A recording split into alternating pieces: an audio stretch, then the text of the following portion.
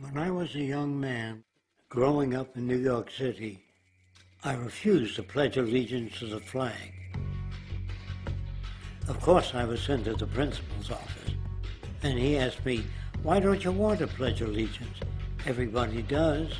I said, "Everybody once believed the earth was flat, but that doesn't make it so."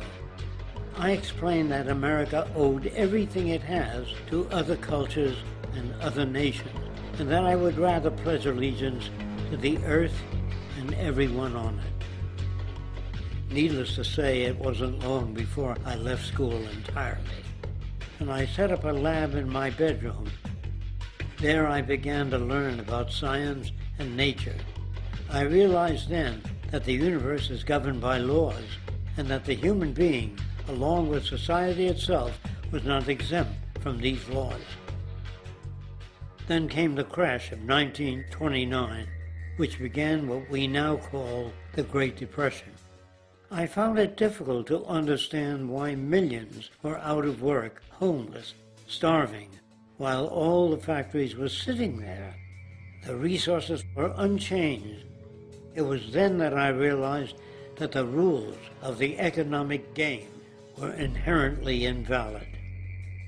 Shortly after came World War II, where various nations took turns systematically destroying each other.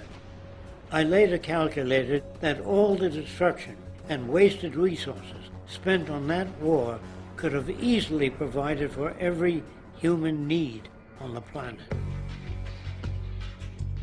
Since that time, I have watched humanity set the stage for its own extinction. I have watched as the precious finite resources are perpetually wasted and destroyed in the name of profit and free markets.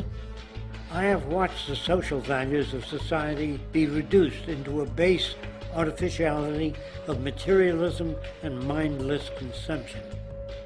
And I have watched as the monetary powers control the political structure of supposedly free societies.